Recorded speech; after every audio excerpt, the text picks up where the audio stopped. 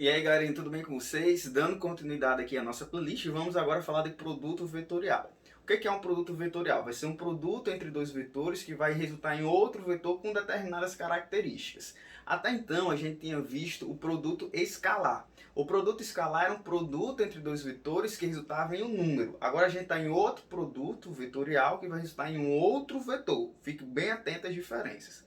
O produto vetorial é representado por esse símbolo e a definição é como está aqui escrita. Se eu vou fazer o vetorial V, é assim que se lê, tá? Ó, o vetorial V, a conta que tem que ser feita tem que seguir essa ordem de acordo com a definição. Então, se eu tenho aqui as coordenadas do meu vetor U e as coordenadas do meu vetor V, o vetorial V vai ser o quê? Ó? O y de um vezes o z do outro, menos, aí eu inverto, vai ser z de um do primeiro vezes o y do segundo. Observa, ó, y do primeiro, z do segundo. Aí eu inverto, ó, z do primeiro, y do segundo. Aqui do mesmo jeito, ó, z do primeiro, x do segundo, menos x do primeiro, ó, inverti, e z do segundo, inverti novamente, tá bom? Mesma lógica vale para cá, x do primeiro vezes y do segundo, aí depois eu inverto, y do primeiro vezes o x do segundo. Sempre começando com a lógica de pegar a primeira coordenada do primeiro vetor. A primeira coordenada não, pegar as coordenadas sempre do primeiro vetor, tá certo? Perceba que sempre começa aqui com Z1, com X1, que são as coordenadas do primeiro vetor, porque num produto vetorial, a ordem ela é importante, tá certo? A gente vai ver que o vetorial V é diferente de V vetorial U, ou seja, já adianto que em um produto vetorial não vale a comutatividade. Sendo assim, dada essa definição, como é que a gente faz o vetorial V nesse exemplo aqui, ó? Eu tenho aí os vetores U e V e quero que responder quanto que vai dar o vetorial V. Então, o vetorial V vai ser um vetor com quais coordenadas? Aí eu começo, ó, y de um vezes o z do outro. Ó, y de um vezes o z do outro. Ou seja, isso aqui vai ficar 1 vezes 4 menos. Aí eu vou inverter, ó, vai ser, se eu fiz y com z, aí agora eu faço z com y. Então vai ser menos 3 vezes menos 1. Aí agora eu vou para a segunda coordenada, é entre z e x. Então z do primeiro, ó, ou seja, menos 3 vezes x aqui, ó, que é 3. Aí menos, aí eu vou inverter. Se era z e x, vai ficar x e z, ou seja, 2 vezes x. E z 2 vezes 4. Aí está. Continuando, ó, vai ser x e y agora, ó, x do primeiro, y do segundo. Então, 2 vezes menos 1. 2 vezes menos 1, menos, aí eu vou inverter, y do primeiro, ó, y do primeiro e x do segundo, 2 vezes 3. Tá certo? Tá certo isso aqui, ó, x do segundo, 2 vezes 3, y do primeiro, perdão, aqui não seria 2 vezes 3, seria y, que é 1, né, vezes o x, que é 3. 1 vezes 3. Aqui está. E aí a gente vai resolver essa continha. Resolvendo essa continha, a gente vai ter o quê? Vamos lá. Aqui vai ficar, ó, 4 menos 3, não é verdade? Porque isso aqui vai dar mais 3, então você vai ter 4 menos 3, a coordenada aqui é 3. Aqui vai ficar o quê? Vai ficar menos 9 menos 8, isso vai dar menos 17. E aqui vai ficar menos 2 menos 3, isso vai resultar em menos 5. E aqui eu tenho as coordenadas do vetor o vetorial V. Então, o vetorial V vai resultar em outro vetor, e esse vetor, nesse exemplo, tem coordenadas 3, menos 17 e menos 5, tá bom? Observação. Essa escrita, a gente também poderia escrever ela assim, né? A gente pode escrever isso aqui como sendo 3i, 3 vezes o vetor i, menos 17 vezes o vetor j e menos 5 vezes o vetor k. É sempre importante entender que eu posso escrever aqui na forma de terna ordenada, ou eu posso escrever na forma algébrica a mesma coisa, e eu acrescento aqui que a forma algébrica ela vai nos dar suporte para entender essa definição de outra forma, porque observe que não é uma forma muito tranquila de memorizar, tá certo? E aí, a gente, utilizando alguns conceitos de determinante, a gente pode escrever o produto vetorial entre dois vetores usando o determinante, e essa nova escrita, esse novo jeito de formular, ele fica mais simples de memorizar e de conseguir resolver as contas, tá certo? Então, por exemplo, aqui, ó, a gente definiu que o vetorial V é dada por essa continha aqui, é dada por essa expressão, mas essa expressão ela é idêntica a essa expressão aqui. Ó. A gente pode dizer que o vetorial V vai ser igual ao quê? Aí o que, que eu faço? Eu repito aqui os vetores I, J e K nessa ordem, tá bom? I, J e K nessa ordem. E aí escrevo as coordenadas do primeiro vetor aqui e as coordenadas do segundo vetor logo embaixo. Então eu escrevi aqui, ó, x1, y1 e z1, que são as coordenadas do primeiro vetor. E depois, ó, x2, y2 e z2, que são as coordenadas do segundo vetor. E aí observe que se eu resolver esse determinante, eu chego justamente nessa expressão aqui. Tá certo? Vai ficar isso aqui, ó, vezes I, isso aqui vezes J e isso aqui vezes K. Só que é muito mais simples você memorizar que vai ficar dessa forma do que memorizar dessa forma aqui, tá bom?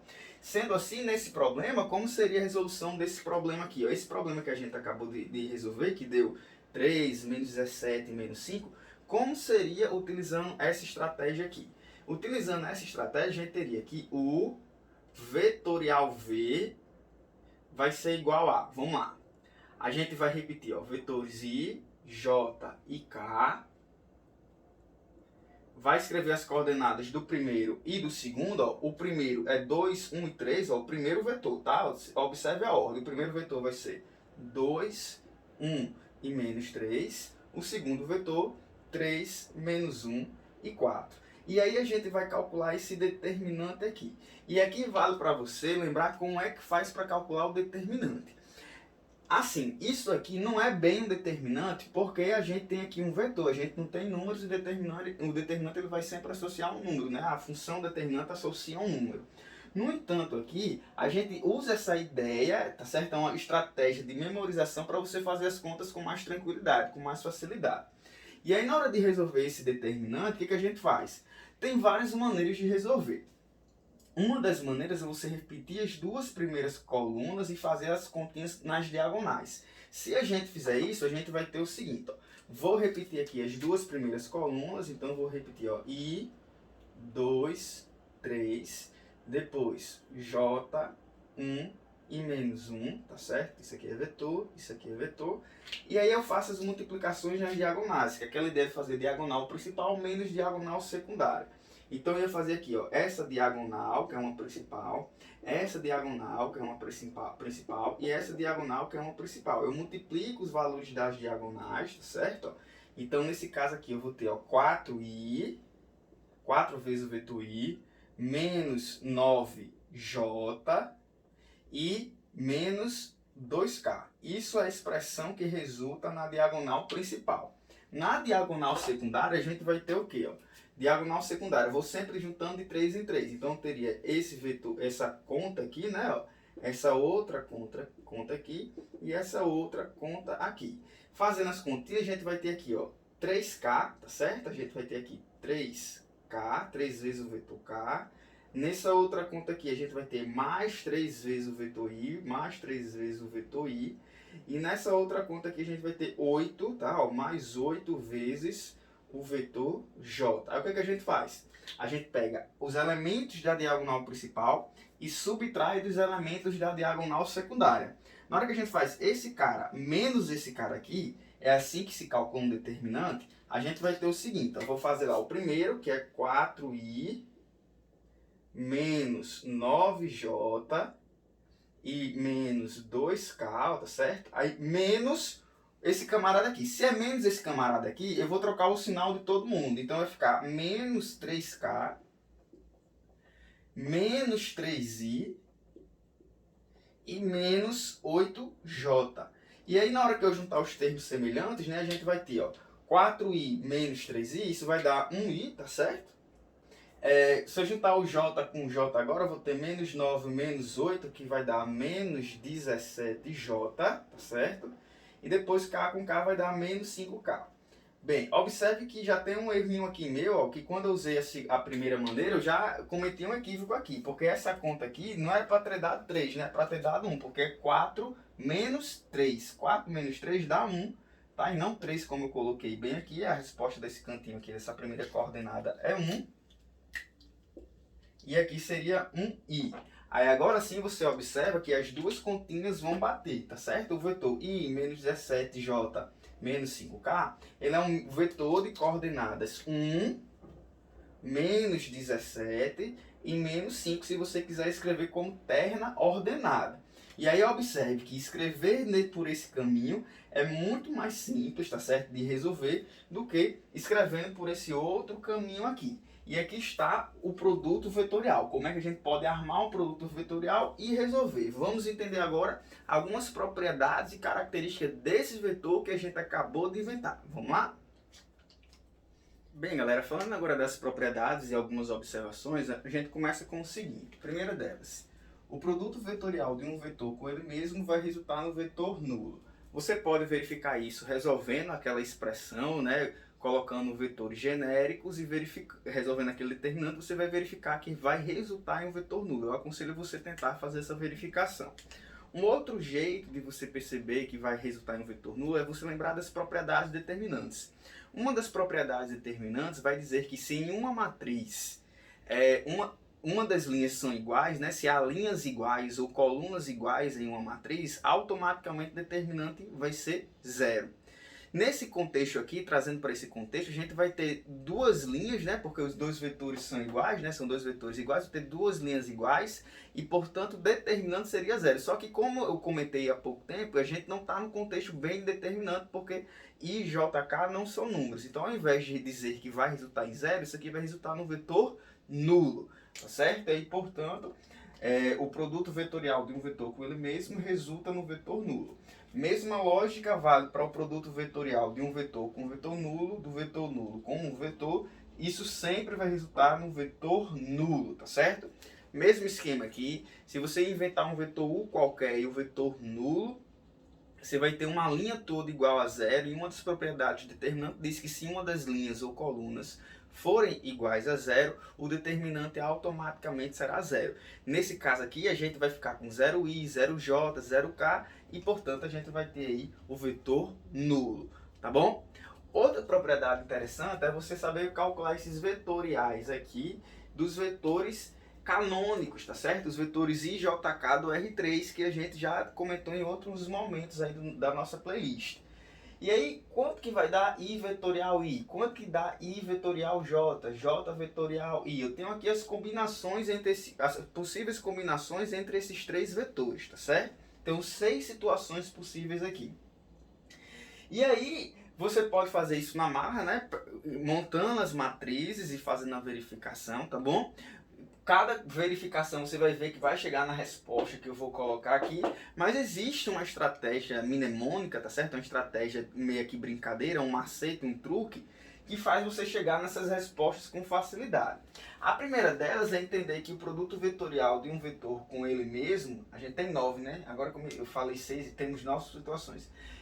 O produto vetorial de um vetor com ele mesmo, a gente sempre, como eu comentei aqui, isso aqui vai resultar no vetor nulo. Então aqui vai resultar no vetor nulo, isso aqui vai resultar no vetor nulo, isso aqui vai resultar no vetor nulo. As 6 que sobram, tá certo? Que os vetores são 2 a 2 diferentes entre si. Aqui são 6 situações. Então nessas 6 situações aqui, como é que a gente faz para calcular o produto vetorial entre I e J? Isso vai resultar em que vetor? Aí você pode fazer um círculo assim, tá certo? E no sentido horário, tá certo? O sentido do relógio, você sai escrevendo IJK e aí faz algumas combinações. Ó. O produto vetorial de I com J vai resultar no vetor K. Então aqui, ó, isso aqui vai resultar no vetor K. De J com K vai resultar no vetor I. E de K com I vai resultar no vetor J. Tá bom? Outra observação, se for J com I agora, J com I eu estou fazendo o sentido contrário. Se eu estiver fazendo o sentido contrário, eu vou trocar o sinal do meu vetor, vou trocar o sentido dele, tá certo? Então J com I vai resultar em menos K, tá bom? Então aqui vai resultar em menos K, aqui vai resultar, ó, K com I, tá certo? Eu estou voltando, K com I, perdão, K com J, ó, K com J eu estou voltando, isso aqui vai resultar em menos I. E por último aqui vai resultar em menos J. E aí através desse sistema a gente consegue saber os vetoriais, os resultados, né, dos vetoriais entre os vetores canônicos, os vetores unitários do R3, tá bom? Isso aqui, saber essa informação é útil porque a gente também pode tentar praticar o produto vetorial por outro caminho que a gente já vai comentar. Mas aqui eu quero acrescentar já uma observação que vai ser que será a nossa próxima observação ou propriedade, seja lá como você queira colocar. Observe, como eu já tinha dito há pouco tempo, que a ordem importa, tá certo? Então, ó, perceba que quando eu comuto os vetores, o meu resultado se altera, e isso não é à toa. A gente vai colocar agora, já e discutir que o produto vetorial entre dois vetores, né, o produto vetorial de dois vetores, não é comutativo. Vamos entender o porquê. E aí, galera, dando continuidade às nossas propriedades, vamos para a quarta agora, que vai dizer o seguinte, ó. U vetorial V é igual ao oposto de V vetorial U. Isso aqui é só para esclarecer que o produto vetorial ele não é comutativo. Na verdade, quando eu comuto os vetores, eu vou achar um vetor que tem sentido contrário ao anterior, tá? Então, esse vetor que surge do resultado de U vetorial V, ele vai ter um sentido. Já esse vetor V vetorial U terá um sentido contrário, tá certo? Oposto ao sentido de U vetorial V. Por isso que a gente diz que U vetorial V vai ser o oposto de V vetorial U. A justificativa, uma ideia por trás disso, do porquê que isso é verdade, é o seguinte. Lembre que para calcular U vetorial V, a gente coloca uma matriz com IJK na primeira linha, as coordenadas do primeiro vetor na segunda linha e as coordenadas do segundo vetor na terceira linha, tá certo? E aí, quando a gente vai fazer V vetorial U, a gente faz a mesma coisa. A diferença é que na segunda linha as coordenadas são do primeiro vetor, que no caso aqui seria V. E aí na terceira linha as coordenadas são do segundo vetor, que no caso aqui é U. E aí perceba que a diferença de uma matriz para outra vai ser de um determinante para outro, vai ser justamente que eu estou permutando duas linhas. E uma das propriedades lá do determinante que é possível demonstrar é que quando eu permuto duas linhas de um determinante, eu vou achar um determinante com sinal oposto. Então esse determinante aqui, ó, e esse determinante aqui, eles possuem sinais opostos. Por isso que a gente vai dizer que esse determinante aqui é igual ao oposto desse outro, tá bom? É igual ao oposto desse outro determinante aqui, o que garante que essa igualdade aqui ela é verdadeira. Outra maneira de você justificar que essa igualdade é verdadeira é você resolver. Você resolve esse aqui, vê qual é a expressão que vai surgir na hora que você faz esse determinante, vê qual é a expressão que vai surgir na hora que você faz esse outro determinante, depois coloca o sinal de menos, né? Troca o sinal de todo mundo, e aí você vai ver que as coordenadas das duas situações, o I, o J e o K das duas situações são iguais, o que vai garantir que essa igualdade aqui ela é verdadeira, tá bom?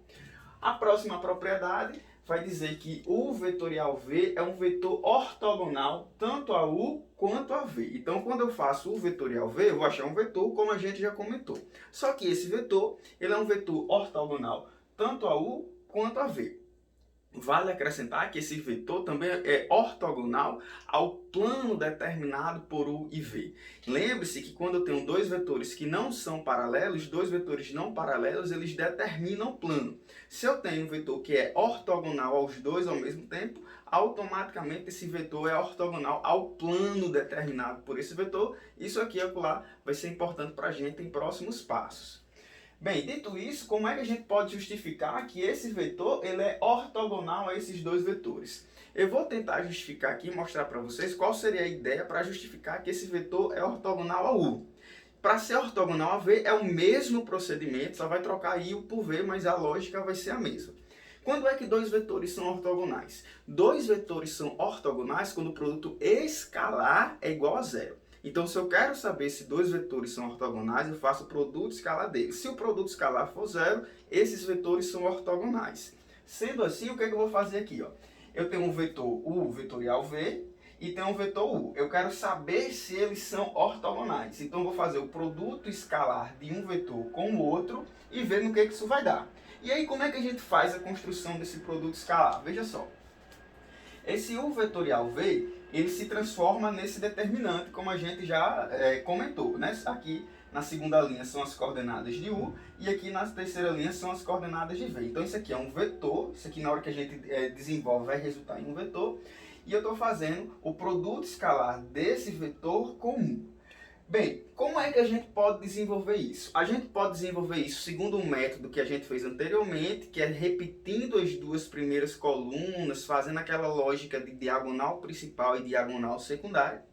Outro caminho é uma coisa que a gente chama de teorema de Laplace, que tem a ver com cofatores. Eu não vou entrar em detalhes nesses cofatores, nesse teorema de Laplace, mas aconselho que você, se quer entender um pouco mais do que está por trás do que eu vou falar aqui agora, dê uma olhadinha sobre o teorema de Laplace e cofatores lá no contexto de determinantes, que isso aqui fica um pouco mais claro para quem está vendo a primeira vez e quem nunca viu determinante. Então, o que é que vai dizer o teorema de Laplace? Seria mais ou menos o seguinte: você escolhe uma linha da matriz e vai pegando elemento por elemento dessa linha que você escolheu. E aí, ao pegar esse elemento, você vai multiplicar esse elemento por uma matriz, por um determinante que é resultante ao eliminar os elementos que estão na linha e na coluna daquele elemento que você escolheu. Como assim? Veja só, eu vou escolher aqui pegar todos os elementos da primeira linha. Então, se eu vou escolher pegar todos os elementos da primeira linha, eu começo com I. Então, eu vou pegar I e multiplicar com um determinante, que é quem esse determinante? É o determinante que resulta ao eu excluir os elementos que estão na linha de I e na coluna de I. Então, eu vou pegar I e vou multiplicar com um determinante que resulta ao excluir a linha de I e a coluna de I. Então, quando eu excluo linha de I e coluna de I, resulta com esses 4 elementos aqui. Portanto, eu tenho esse determinante. Perceba que esses 4 elementos estão aqui. E aí, portanto, eu faço I vezes o determinante resultante, tá certo? Com J do mesmo jeito, só que o sinal vai trocar, tá? E aí, o porquê que esse sinal troca é uma justificativa para outro momento, mas à medida que eu for alternando os elementos, o sinal vai trocar. Isso é uma ideia de cofatores. E aí, ó, eu vou pegar o J, tá bom? Vou pegar o J e multiplicar com o determinante resultante ao excluir a linha e a coluna de J. Então, quando eu excluo a linha e a coluna de J, eu fico com x1, x2, z1, z2. Tá aqui, ó, x1, x2, z1, z2 vezes o J. E agora o próximo elemento da linha que eu escolhi é o K, então vai ser K vezes, aí eu vou excluir, ó, coluna e linha. Então fica x1, y1, x2, y2 e aqui está. E se eu desenvolver essa continha, esse determinante vezes I menos esse determinante vezes J vezes esse determinante vezes K, isso vai resultar em um vetor. Lembre-se, isso aqui é um vetor que eu estou desmembrando essa conta que daria um vetor dessa forma. E essa forma aqui vou fazer o escalar com x1, y1, z1, que são as coordenadas de U, tá bom? E aí, o que a gente pode fazer mais aqui? Quando eu escrevo dessa forma, qual é a vantagem de ter escrito dessa forma? É que se o determinante ele representa um número, então aqui eu tenho um número vezes I, um número vezes J e um número vezes K.